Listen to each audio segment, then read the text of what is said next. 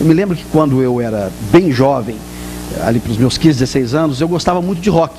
Cheguei a tocar numa bandinha de rock, etc. e tal, e cada um tinha a banda da sua predileção, né? E nós tínhamos aquilo que nós chamávamos assim, olha, essa banda, esse cantor, ele é o meu ídolo.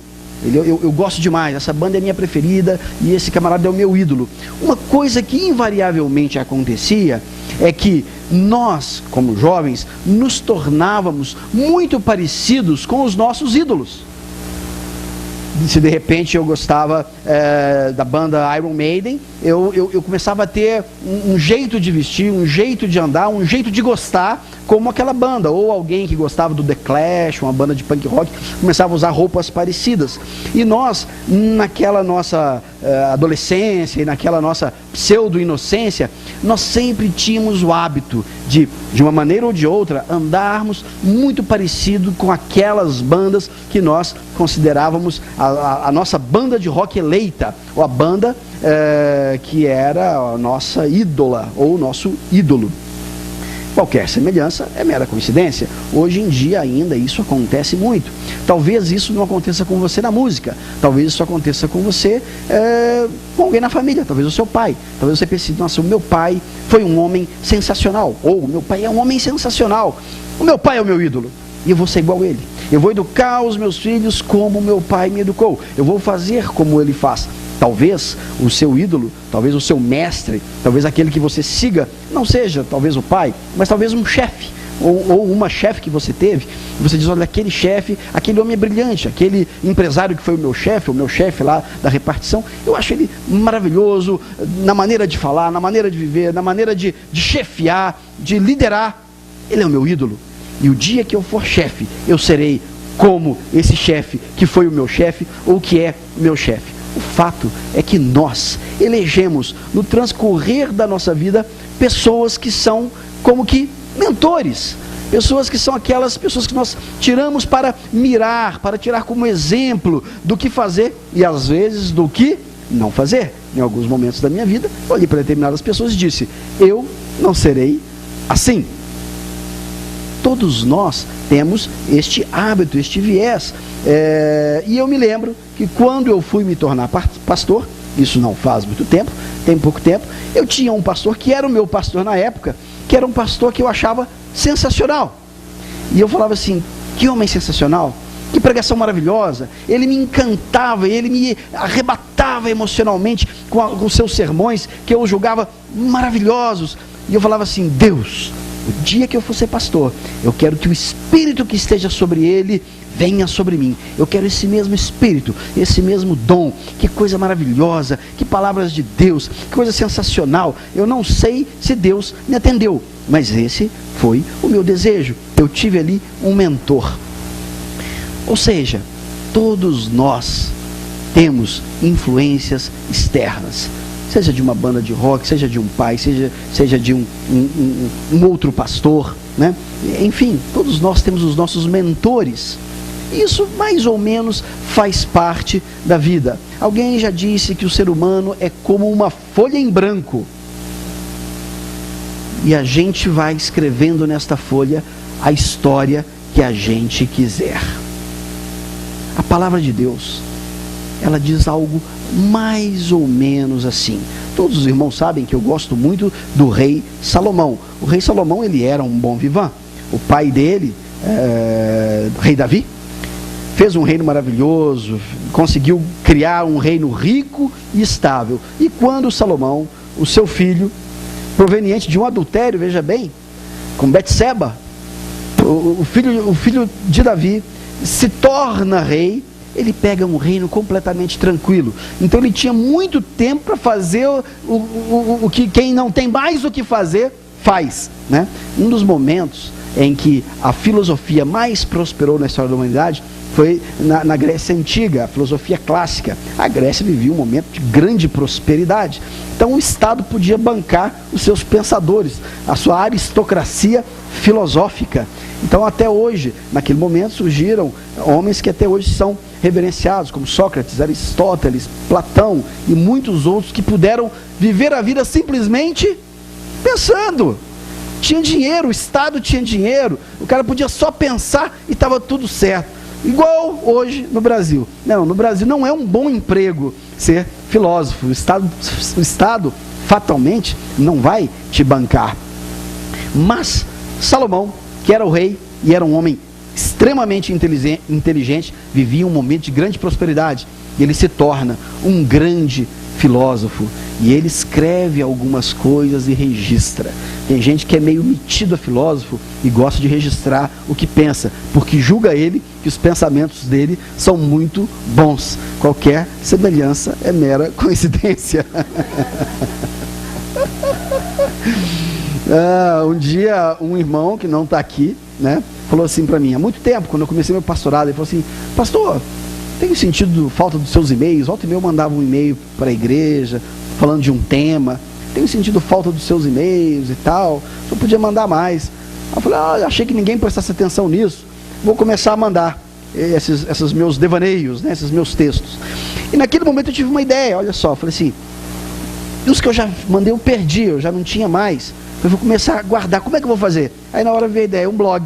Você escreve o texto, ele fica registrado e não se perde mais, né? Olha só, o Café com Deus surgiu de uma necessidade prática. Hoje tem um blog aí, bem visitado, né? Graças a Deus, que tem abençoado muitas vidas. E naturalmente, que o que está escrito ali não são as minhas ideias. O que está escrito ali, alguém já pensou antes, né? Já está escrito aqui. A gente simplesmente passa por uma linguagem mais palatável, uma linguagem mais simples, mas sempre tudo que é escrito ali é embasado na Bíblia. Mas Salomão era um pensador, um grande pensador. E 2 livros que ele deixou, que são sensacionais, 2 grandes blogs, né? Que é o livro de Provérbios e o livro de Eclesiastes. E eu, sempre que posso, faço a leitura ou de um livro ou de outro, porque ali há, irmãos e irmãs, muitíssima sabedoria. Hoje nós vamos ler Provérbios. Normalmente eu me agarro mais em Eclesiastes. Hoje vamos ler Provérbios. Se alguém quiser abrir, pode. Se não quiser abrir, hoje não tem problema, hoje está liberado, né? Mas se alguém quiser abrir, vai abrir no livro de Provérbios, no capítulo 4, e eu farei a leitura a partir do versículo 23. Provérbios de Salomão, 4º capítulo, a partir do versículo 23. Na nova tradução da linguagem de hoje diz assim, Salomão. Preste atenção, meus irmãos, prestem bastante atenção. Tenha cuidado com o que você pensa. Tenha cuidado com o que você pensa, pois a sua vida é dirigida pelos seus pensamentos. Tenha cuidado com o que você pensa, pois a sua vida é dirigida pelos seus pensamentos. O que é que tem povoado o nosso pensamento? O que é que tem tomado espaço dentro de nós? Com o que é que nós temos ganhado ou perdido tempo, não sei, pensando? Toda ação, todo ato, ele parte necessariamente, primeiro, de algum tipo de reflexão, de algum tipo de pensamento, de algum tipo de propósito. Aqui nós temos pessoas que fizeram faculdade, porque em algum momento pensaram e refletiram sobre o assunto e concluíram que faculdade seria um bom caminho. Foi fruto de um tipo de pensamento, de um tipo de raciocínio. Eu posso falar do meu irmão Marcos, que está sentado ali. Eu nunca me esqueço de uma vez que ele contou para mim. Ele certamente já se esqueceu disso, mas tem coisas que a gente não esquece.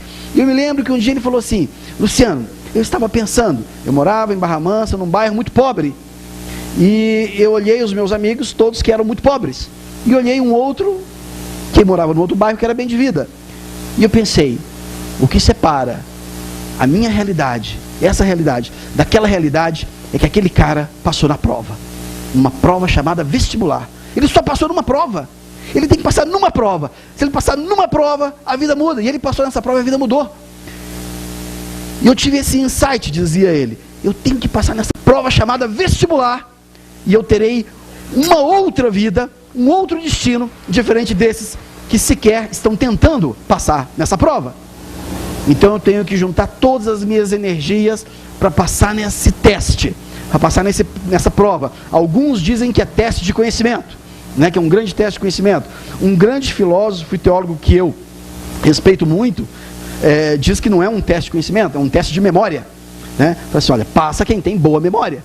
Então, tenha muita memória, peça a Deus memória. Quem tem boa memória consegue passar nesses testes, porque você não precisa nem aprender, basta você memorizar as coisas. É um teste de memória. Então, as pessoas com boas memórias passam no vestibular. Com muita memória, vira médico. Isso é ele ironizando. Quem tem muita memória vira médico, uma memória melhor, vira advogado e tal. Então, peça para Deus memória, porque o nosso sistema de ensino está baseado, não no conhecimento, mas da memorização para passar num teste. E o Marcos disse isso. Eu gravei aquilo. Eu falei, olha, eu sou muito mais jovem que ele, mas muito mais jovem do que ele. Põe mais jovem do que isso. Eu falei, eu acho que tem sabedoria nessa palavra. E meus irmãos, sempre que alguém mais velho falar com você, pare e escuta. Porque o mais velho, ele não tem só mais rugas do que você. Normalmente essas rugas e esses cabelos brancos são sinônimos de experiência. Menino, preste atenção no que os mais velhos dizem. Eles sabem o que eles dizem, porque eles já passaram pelo que você passou. É como um bebê que sobe aqui, e você fala, esse bebê vai cair, tira daí. O bebê vai dizer, eu não quero descer, como que você diz que eu vou cair? Né? Tem bola de cristal? Não, eu já fui bebê, eu sei que bebês caem, né? Eu já vi bebê caindo. Preste atenção no que os mais velhos dizem, no que os mais velhos ensinam. E nessa manhã, o que Deus está falando conosco é que o nosso pensamento, ele é capaz de mover as nossas ações, e que toda e qualquer ação parte de algum tipo de reflexão, de algum tipo de pensamento, de algum tipo de desejo. O fato de eu ser pastor, hoje eu sou pastor, isso é fruto de um pensamento, em determinado momento, numa determinada encruzilhada existencial que eu me encontrava, eu parei, pensei e falei, qual é o caminho para enricar? Assim, já sei, ser pastor. Deu tudo errado, acabou dando tudo errado no final das contas, que eu fui para a igreja errada. Eu tinha que ter escolhido melhor, né? Mas estou aqui, virei pastor, né? Gente, brincadeira, com muito respeito às igrejas que são pequenas igrejas de grandes negócios, não é o nosso caso, mas cada um na sua, né? Cada um na sua, tal. Sem ofensas, né? Sem ofensas. Senão não vão vir aqui tacar pedra na gente depois. Sem ofensas. Mas todas as nossas ações, ela é fruto de algum tipo de pensamento, de algum tipo de reflexão. E no que é que você tem pensado? E eu te digo, a pior coisa para você estar pensando nesse momento é em nada. Porque se você não estiver pensando em nada, se você não estiver refletindo em nada, se você estiver achando que a sua vida chegou no ponto final, eu te digo, sim, aí sim ela chegou. Aí sim, os sonhos que você tinha serão, de fato, todos eles frustrados. Aí sim, você nada mais construirá, porque a sua ação será de acordo com o seu pensamento. E você vai dizer o seguinte, não dá mais tempo. Mas eu digo para você, não deixe que isso aconteça, não fique sem pensar nada. Faça planos, faça projetos. Você acha que você está velho demais para começar uma faculdade? Eu te digo, não, você não está. Eu fui começar teologia aos 38 anos de idade, ou 37 anos de idade, não me lembro exatamente. Eu já era bem velhinho, né? E quase que eu não podia mais. Porque na igreja metodista, você tinha um limite para começar a estudar teologia, né? Até que, graças a Deus, teve uma reunião que é chamada de concílio, e esse pastor, que é o pastor que eu admiro muito, eles iam fechar as portas para quem fosse mais velho virar pastor, e aí estava praticamente decidido, no meio do concílio, centenas de pastores, ele levanta a mão, pede a palavra, e eles aprovaram, não, gente mais velha não pode fazer teologia. Teologia você faz quando você é jovem para virar pastor, depois. E ele levanta, fala assim, olha meus irmãos, eu queria dar uma palavra. Nós estamos aprovando aqui agora que nós não queremos mais vocações tardias. Estamos aprovando aqui agora que quem tem mais de 35 anos não pode fazer teologia. Então eu vou dizer para vocês agora, Moisés não seria um pastor metodista. Vou dizer para vocês aqui agora, Abraão não seria um pastor metodista. Vou dizer para vocês aqui, Davi jamais seria um pastor metodista. Porque todos esses grandes homens da Bíblia Receberam o chamado deles muito tarde, na velhice. Silêncio total na plateia, rasgaram a lei e eu pude ser pastor, né? Foi salvo pelo gongo. Ele voltou do concílio dizendo assim: te salvei pelo gongo. Na reta final, a lei não foi aprovada. Mas veja bem, coube a mim também, coube a esse pastor pensar em alguma coisa, e a ação dele foi fruto de um pensamento. Meus irmãos, a Bíblia diz: tenha cuidado com o que você pensa, pois a sua vida, ela é dirigida pelos seus pensamentos. Quantas vezes nós deixamos os nossos pensamentos serem povoados por ideias derrotistas, por ideias de perda, por ideias de que não tem mais jeito, por ideias de que somos velhos demais, por ideias de que eu queria rasgar essa carta se pudesse e reescrever minha vida do zero. Quantas vezes nós achamos que não há solução? E eu quero te dizer nessa manhã, meus irmãos e minha irmã, meu irmão, minha irmã, há solução. A sua história só termina o dia que o seu sepulcro for aberto. Enquanto este sepulcro estiver fechado, há esperança. A sua vida está caminhando, está andando. Hoje eu achei sensacional o que o irmão Márcio falou, né? Pessoal, se você não sabe para onde o que você quer da vida, se você não sabe qual decisão você quer, pelo menos saiba o que você não quer, mas tenha pensamentos. Pense, reflita nas coisas, reflita no que você vai fazer hoje e amanhã. E Salomão, ele continua desenvolvendo esse raciocínio, e no versículo seguinte, falando justamente sobre pensamentos, ele diz o seguinte: nunca fale mentiras, nem diga palavras perversas. A mentira, ela é fruto de algum tipo de pensamento que está na tua cabeça. Hoje no Café com Deus falamos das mentiras que nós contamos para quem? Qual o pior tipo de mentira? Que nós contamos para nós mesmos. Algumas mentiras que nós contamos para nós mesmos, outras mentiras que nós contamos para Deus, tipo: Deus, eu te amo, tu és o Deus de justiça.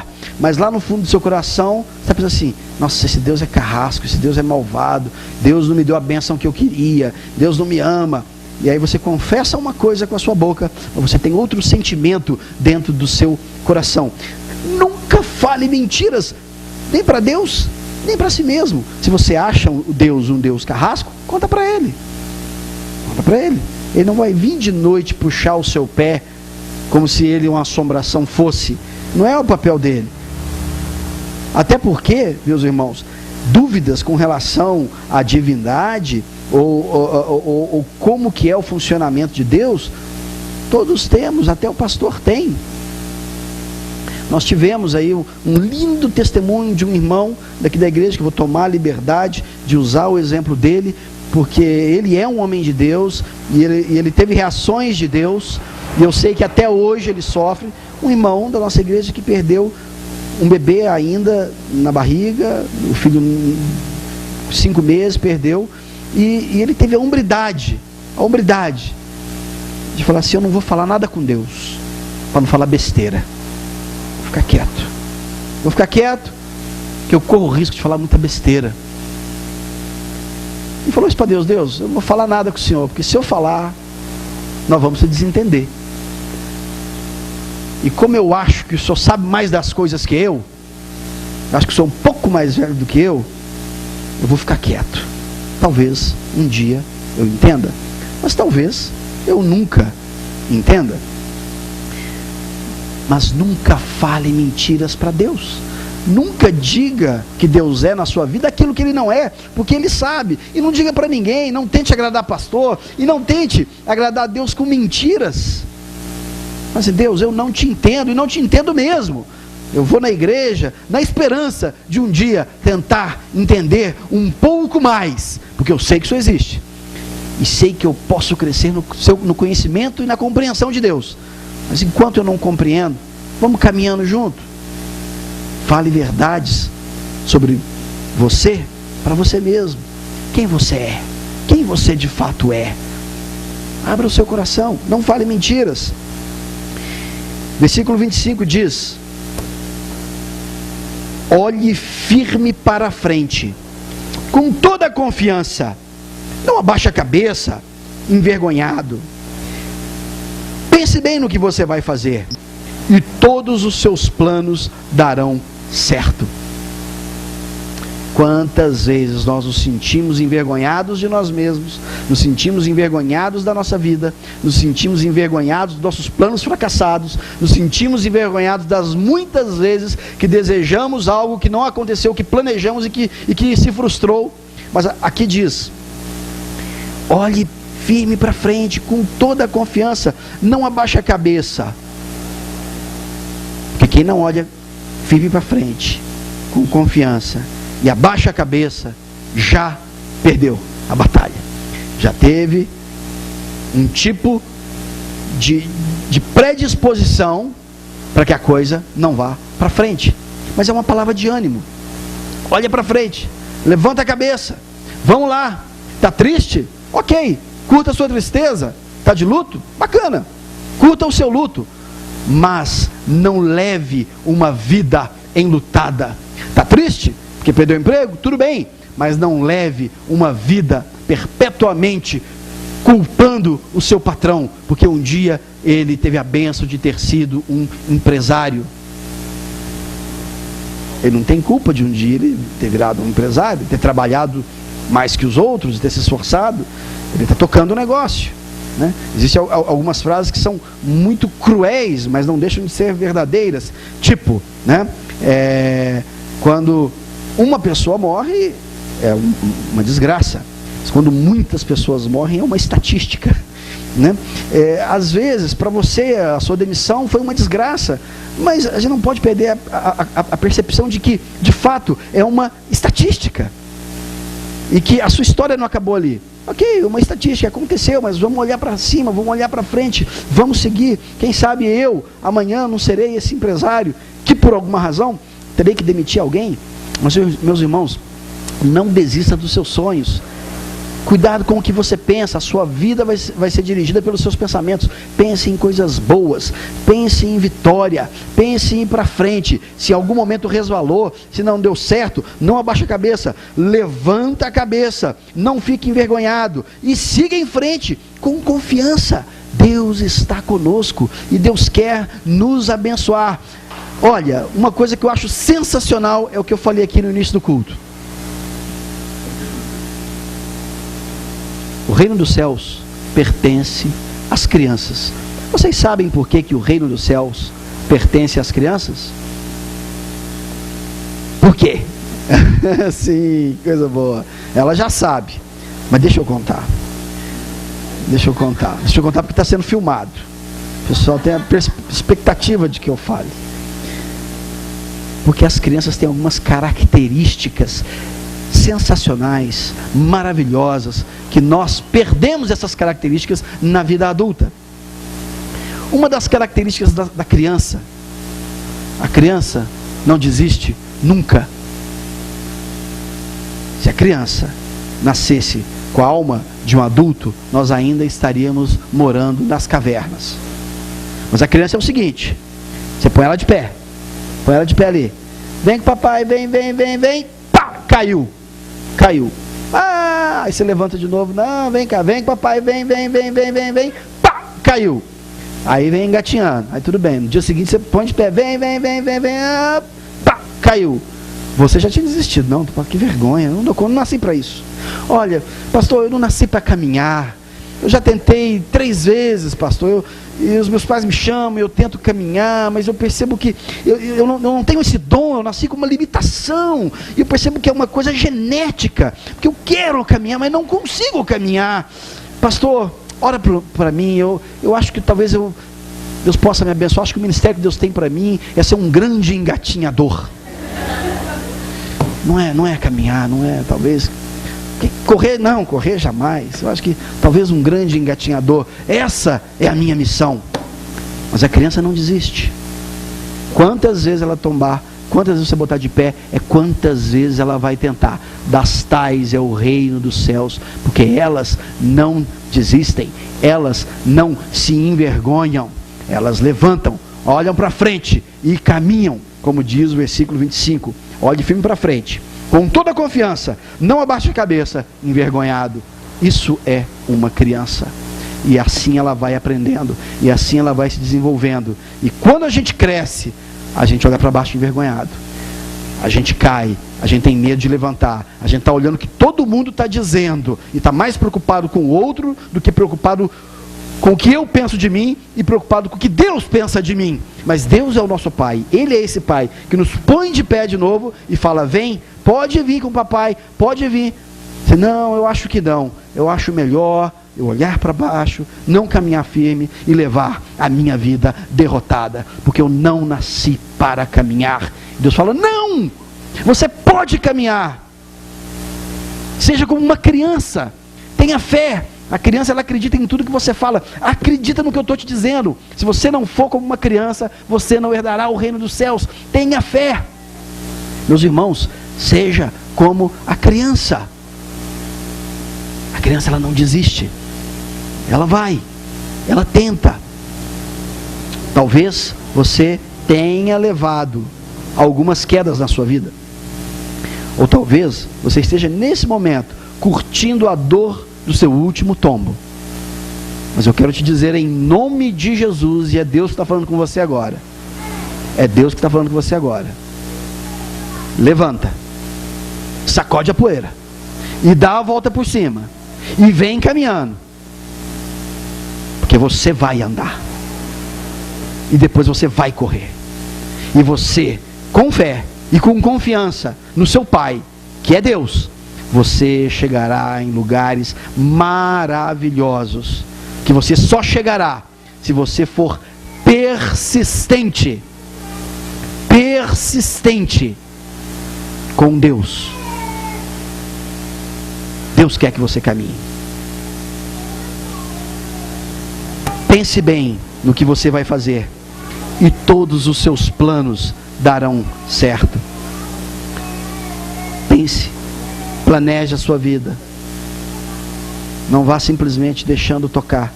Diz aí um ditado que se você não sabe aonde você quer chegar, você não chegará em lugar algum. Mas se você sabe onde você quer chegar, trace um plano, tenha esse objetivo, ok? Quais caminhos eu não devo seguir? Se o meu objetivo é chegar no Rio de Janeiro, o que eu estou fazendo na estrada para Belém? O que eu estou fazendo ali? Se o objetivo é... Então, ok, se eu sei onde eu quero chegar, eu começo a eliminar opções, eliminar estradas, eliminar formas. O que eu estou fazendo seguindo para o outro lado? Tenha planos, tenha objetivos, pense bem, trace o seu plano, e você será abençoado. E por último, meus irmãos, para encerrar, o último versículo, nessa mesma linha de compreensão, diz o seguinte: evite o mal e caminhe sempre em frente, não se desvie um só passo do caminho certo.